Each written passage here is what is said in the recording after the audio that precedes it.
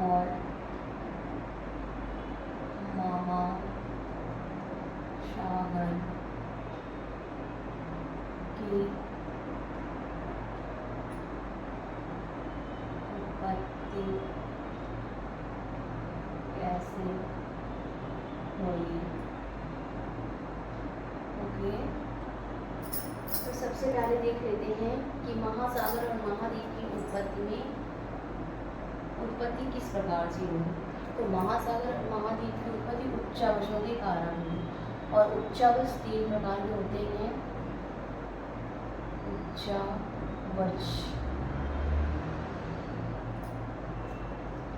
उच्चावच होते हैं 3 प्रकार के।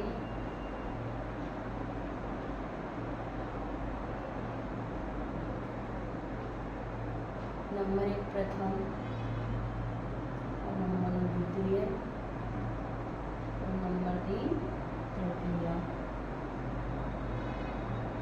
3 प्रकार के होते हैं उच्चावच। तो देख लेते हैं कि प्रथम उच्चावच में क्या क्या आता है। तो प्रथम उच्चावच में आता है महाद्वीप, महासागर, महाद्वीप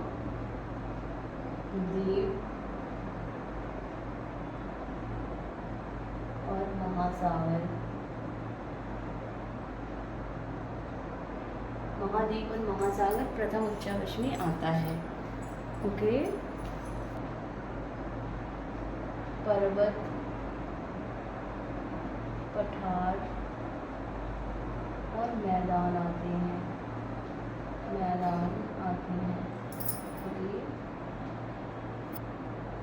नदियाँ,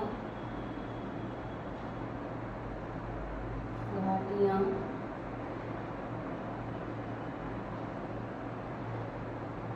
झीलें, पहाड़ियाँ,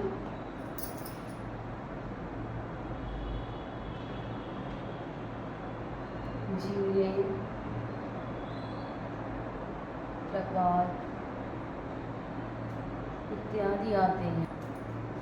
मैंने आपको बहुत ही सिंपल भाषा में ये बात समझाने की पूरी कोशिश की है कि महाद्वीप और महासागर की उत्पत्ति कैसे हुई।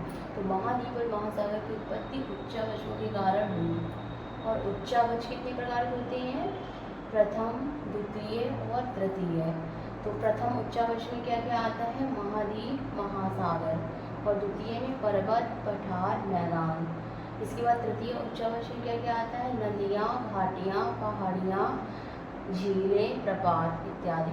अब जान लेते हैं कि उच्चावच कहते किसको हैं। आखिर में उच्चावच किसको कहते हैं? इतना आप लोग नोट डाउन कर लीजिए। जैसे ये पर्वत है, पठार हो गया, मैदान हो गया, नदियाँ हो गई। ये इस तरह की आकृति है, ठीक है। तो ये क्या है? पर्वत। ये हो गया पठार, और ये हो गया मैदान, और ये हो गया सागरी तल। ओके, ये हो गया सागरी तल। तो होता क्या है कि पर्वत से लेकर सागरी तल तक, यहाँ से लेके पर्वत से लेकर सागरी तल तक की जो दूरी होती है, इस दूरी को उच्चावच कहते हैं। यानी कि सरल भाषा में कह सकते हैं, सबसे ऊंचे स्थान से सबसे नीचे स्थान के बीच की दूरी को, सबसे ऊंचे स्थान से सबसे नीचे स्थान के बीच की दूरी को उच्चावच कहते हैं। ये जो बीच की दूरी है, बीच की दूरी, इसको क्या कहते हैं? इसको कहते हैं उच्चावच सिद्धांत। तो इस तरीके से परिवर्तनिक सिद्धांत में 3 तरीके के मत थे। प्रारंभिक मत में कैल्विन का सिद्धांत आता है, संकुचन पर आधारित चतुष्फलीय सिद्धांत और बृहत सम्मेलन का सिद्धांत। विस्थापन पर आधारित जो सिद्धांत है, विस्थापन पर जो आधारित है वो वेगनर और परिवर्तनिक सिद्धांत है। आई होप की तरह समझ में आ गया होगा।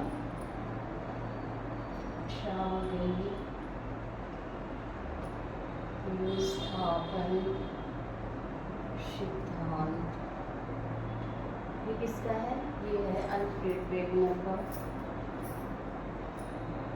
अल्फ्रेड वेगनर का ये सिद्धांत है। यह सिद्धांत है, यह 1912 प्रस्तुत किया गया था। ठीक है, इतनी बार। यह सिद्धांत प्लेट विवर्तनी की नींव माना जाता है। जो वेगनर का महासागरीय विस्थापन सिद्धांत है, ये प्लेट विवर्तनिक सिद्धांत की नींव माना जाता है। यह है प्लेट विवर्तनिक सिद्धांत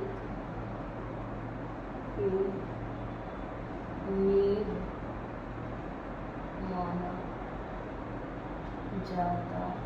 है। पैथालासा दो भागों में विभाजित हो गई। अब ये देख रहे हैं, इसमें इम्पॉर्टेंट टॉपिक ये है कि पैंजिया और पैंथालासा कहते किसको हैं। तो देखिए, पहली पृथ्वी ऐसे पूरी पृथ्वी थी गोल, ठीक है, ऐसे पूरी पृथ्वी थी।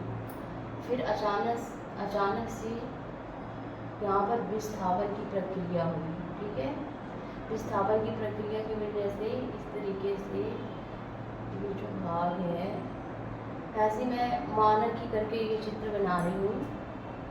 माना की, ठीक है, माना कि यह है पूरी पृथ्वी। ठीक है, अब हुआ क्या कि विस्थापन की प्रक्रिया के फलस्वरूप हुआ क्या कि ये पृथ्वी दो भागों में बढ़ गई। तो जो ये भाग था, महाद्वीप का जो भाग है, इसको कहते हैं, ये क्या है, महाद्वीप। ठीक है, ये है महाद्वीप और ये है महासागर। तो हुआ क्या कि जो महाद्वीप वाला भाग है, इसको पैंजिया कहा गया, पैंजिया। और जो महासागर का भाग है, इसको, ये पूरा महासागर का भाग है, इसको पैथालासा कहा गया। ठीक है, पैथालासा कहा गया। कितनी बात समझ में आई कि जब पृथ्वी दो भागों में बटी, तो जो महाद्वीप का एरिया था उसको पैंजिया कहा गया, और जो महासागर का एरिया था, इसको पैंथालासा कहा गया। ठीक है, और ये कब हुआ?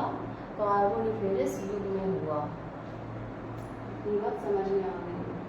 उसमें क्या होगा कि पैंजिया का, ये है पैंजिया, ये पैंजिया है। ठीक है, पैंजिया, इस पैंजिया का क्या हुआ? विभाजन हुआ। ठीक है, इस पैंजिया का विभाजन हुआ ट्रियासिक युग में। ट्रियासिक युग में क्या हुआ? पैंजिया का विभाजन हो गया। पैंजिया का विभाजन हुआ, जिसमें क्या हुआ कि जो उत्तर का भाग है उसको अंगारा लैंड, और दक्षिण के भाग को, जैसे ये हो गया आपका उत्तर का भाग। ठीक है, यहाँ से ये हो गया दक्षिण का भाग, ये हो गया उत्तर का भाग। तो जो उत्तर का भाग था, इसको क्या कहा गया? अंगारा लैंड। अंगारा, जो उत्तर का भाग था, इसको कहा गया, उत्तर के भाग को कहा गया अंगारा लैंड।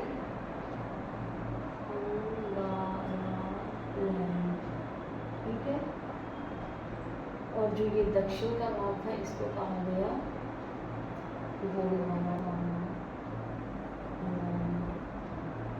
ये बहुत ही इम्पोर्टेंट जानकारी है आपकी सभी परीक्षाओं के लिए। ठीक है, कि जो पैंजिया का उत्तर का भाग था, उसको अंगारा लैंड, और जो दक्षिण का भाग था, उसको गोंडवाना लैंड कहा गया।